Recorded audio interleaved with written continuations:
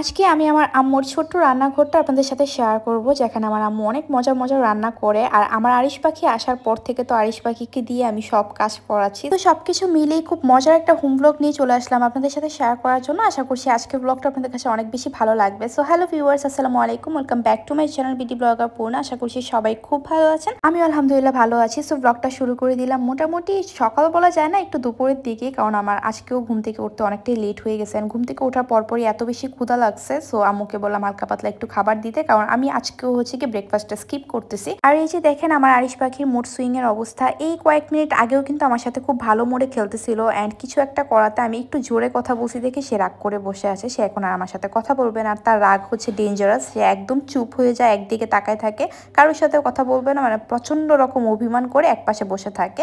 আর এখন যদি আমি ধরতে যাই উল্টা আমি মাইর খাবো, তো সেই জন্য ওকে আমি বেশি একটা পাত্তা দিচ্ছি না। আর এর মধ্যে আম্মু আমাকে একটা প্যাকেট এনে দেখাচ্ছে, একদম ভিতরের জিনিসটা ধানের মতো। পরে দেখলাম যে এটা চুটকি শ্যামাই, আমাদের এখানে তো চুটকি শ্যামাই বলা হয়। এই প্যাকেটটা হচ্ছে কি আপি চিটং থেকেই নিয়ে আসছে, কারণ আপির হাতে এই শ্যামাইটা অসম্ভব রকমের মজা হয়। সো স্পেশালি আমি খেতে চাইছি আপির কাছে, যেন আপি আসলে চুটকি শ্যামাইটা রান্না করে, তো সেই জন্য নিয়ে আসলো। ভেরি সুন আপি রান্না করবে, তো তখন আপনাদের সাথে আবারও শেয়ার করবো। এই চুটকি শ্যামাই যারা যারা খান নাই তারাও কমেন্ট করে জানাবেন, যারা খেয়েছেন তারাও কমেন্ট করে জানাবেন। আমার কিন্তু ভীষণ পছন্দের একটা ডেজার্ট এই চুটকি শ্যামাই। এই যে দেখেন অবস্থা, মাত্রই একটা পছন্দের জিনিসের কথা বললাম আর এখন আবারও বলতেছি একটা অপছন্দের জিনিসের ভাঙ্গি আমার একদমই ভাল লাগে না। খাই বাট একদমই পছন্দ না, এটা স্মেলটাই আমার কেন জানি না ভাল লাগে না। অ্যান্ড আমিও জানি যে আপনারা অনেকেই এই ফলটা পছন্দ করেন না, কারণ লাস্ট কোন একটা ব্লগে আপনারা অনেক কমেন্ট করেছেন যে আমার মতো আপনারাও ভাঙ্গি পছন্দ করেন না। আর এই যে এখানে হচ্ছে গিয়ে আমার আম্মু কাজ করতেছিল, ভাবলাম যে আপনাদের সাথে একটু শেয়ার করি। নারিকেল কোড়াচ্ছিল বেসিক্যালি। আমার আম্মুর হচ্ছে গিয়ে নারিকেল এই জিনিসটা স্টকে থাকতেই হয়। আম্মুর ফ্রিজে মাশাআল্লাহ নারিকেল সবসময় থাকবে, হয় কোরানো থাকে বা আস্ত থাকে বা হচ্ছে গিয়ে কেটে কেটে রেখে দেয়, কারণ আমার আম্মু অনেক ডেজার্ট বানাতে পছন্দ করে, পিঠাপুলি বানাতে পছন্দ করে, অলরেডি আপনারা জানেন। তো সেজন্য আর কি। আর আজকে আম্মুকে রিকোয়েস্ট করছিলাম যেন আমাকে আর রিচ ফুড না দেয়, কারণ লাস্ট কয়েকদিন যাবত রিচ ফুড খেতে খেতে আমার অবস্থা পুরোই খারাপ। তারপর আম্মু বলতেছিল যেন আজকেও রোস্ট দিয়ে খাই, বাট আমি তো একদমই একদম ডিটারমাইন্ড ছিলাম আমি খাবোই না। তো আজকে এছাড়াও রান্না করেছিল ছোট মাছ, তারপর হচ্ছে কি বড় মাছ, টক। সো আমি এগুলো দিয়ে খাওয়া দাওয়া শেষ করলাম, দুপুরের লাঞ্চটা কমপ্লিট করলাম। আর এটা হচ্ছে কি বিকালবেলার ভিডিও। আপি হচ্ছে আরিশকে একটা আম পেড়ে দিছে, সেটা হচ্ছে আরিশের সামনে প্রিটেন্ড করছে। আরিশ একটা আম চাচ্ছিল গাছ থেকে, বাট গাছের আম তো আর এত বড় হয় নাই, ছোট্ট ছোট্ট আম ধরে আছে আর কি গাছে। তাই বাসার আমটা দিয়ে ওকে বোঝানো হয়েছে যে এটাই তোমার মা পেড়ে দিছে আর কি আম। আর সে সেটা বুঝে আমাকে খুব হাসি মনে খুশি মনে দেখাচ্ছিল যে দেখো খালামণি, মা আমাকে আম পেড়ে দিয়েছে। আর এই যে দেখেন আমি আরিশকে দিয়ে কিভাবে কাজ করাচ্ছি, আরিশ আসার পর থেকে আমার চার্জার এনে দেয়া, এটা এনে দেয়া, পানির বোতল এনে দেয়া, তারপর তার নানাকে খাবার দিয়ে আসা, এই টুকটাক কাজগুলো আমি আরিশকে দিয়ে করাচ্ছি। আমার যে মজা লাগতেছে আপনাদেরকে বলে বুঝাতে পারবো না। আম্মু বেসিক্যালি আমাকে বলছিল যে বাপিকে ফল দিয়ে আসতে, আর আমি হচ্ছে নিজে না কাজ করে হচ্ছে কি আরিশকে দিয়ে ওই কাজটা করাইছি। বলছি যে যাও তোমার নানা ভাইকে দিয়ে আসো, আর ওর নানা তো হাসতে হাসতে অবস্থা খারাপ। আর এখানে আমি একটু মেডিসিন খেয়ে নিচ্ছিলাম, আমার গ্যাস্ট্রিকের প্রচন্ড প্রবলেম হচ্ছে। আর আমি আনফরচুনেটলি ভুল করে আরিশের সামনেই মেডিসিনটা দেখাই ফেলছি। আরিশের সামনে মেডিসিন আনা মানেই হচ্ছে কি আরিশ খাওয়াই দিবে, যেই মেডিসিন নিয়ে আসুক তাকে সে মেডিসিনটা খাওয়াই দিতে চায় আর কি।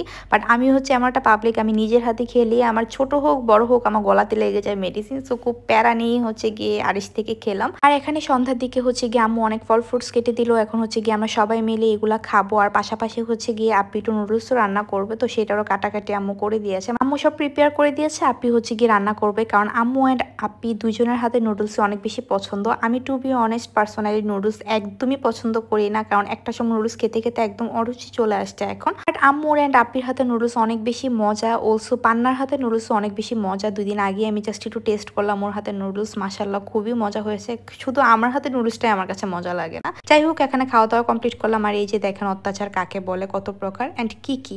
যত যা কিছুই খাই না কেন, চা তো সন্ধ্যার দিকে থাকতেই হবে, কারণ এখন আমি চা খাওয়া অনেক কমাই দিছি। আগে তো একটু পরপরই চা খাওয়ার নেশা ছিল, বাট এখন আমি সেটা কমিয়ে একবেলাতেই খাই, শুধু সন্ধ্যার দিকেই আমি চাটা খেতে পছন্দ করি, চা বা কফি যে কোনো একটা। আমি হচ্ছে খুব মজা করে 1 কাপ চা বানিয়ে দিল, আর আমি আবার একটা টোস্ট বিস্কিট হচ্ছে কি চায়ে ভিজিয়ে ভিজিয়ে খেলাম, এটা আমার অনেক বেশি ভালো লাগে। আর এই যে আম্মুর একটা পদ্ধতি আপনাদের সাথে শেয়ার করে দিলাম, অলরেডি রোজার কোনো একটা ব্লগেও শেয়ার করেছিলাম, কলা রাখার পদ্ধতি। আমি নিজেও কলা কিনলে আমি খুঁজে পাই না যে কলাটা কোথায় আমি ঝুলিয়ে রাখবো, কারণ কলা ঝুলিয়ে রাখলে নাকি ভালো থাকে।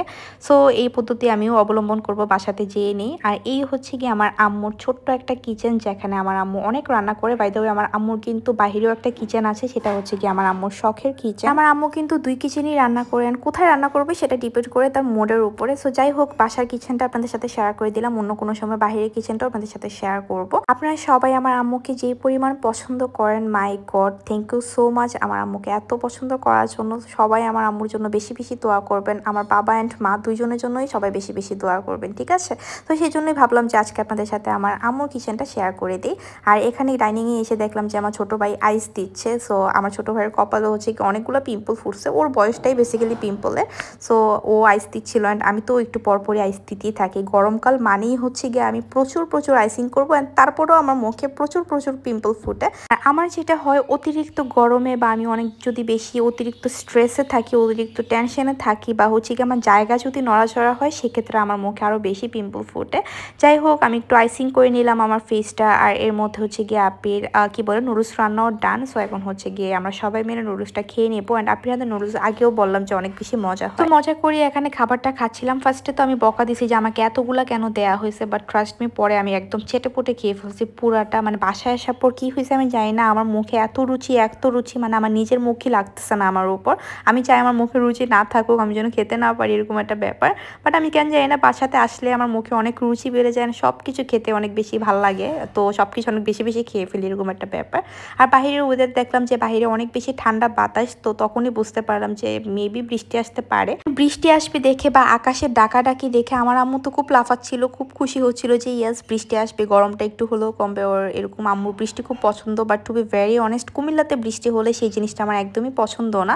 ঢাকাতে বৃষ্টি হলে ওকে, বাট একটু কাদা কাদা হয়ে যায় না বাহিরের পরিবেশটা, এই জন্য আমার গ্রামের বৃষ্টি একদমই পছন্দ না। আর উপর সবচেয়ে বড় কথা হলো আকাশ যদি একটু ডাকাডাকি করে কারেন্ট দেয় অফ করে। আজকেও মোটামুটি কারেন্ট কিন্তু ডিস্টার্ব করছিল, 2-3 বারের মতো গিয়েছে। আর এই তো রাতের ভিউ, রাতের বেলা অলরেডি বৃষ্টি হয়েছে, এত হালকা বৃষ্টি হয়েছে যে বাহিরের ফ্লোরটা মানে মাটিটাই প্রপারলি ভিজে নেয়। বাট তাও আবহাওয়াটা অনেক ঠান্ডা ছিল, পরিবেশটা ঠান্ডা করে গেছে। যাই হোক, আজকের ব্লগটা আমার এই পর্যন্তই ছিল। কেমন লেগেছে অবশ্যই কমেন্ট করে জানাবেন, ভালো লাগলে ফ্রেন্ডস এন্ড ফ্যামিলির সাথে শেয়ার করে দিবেন।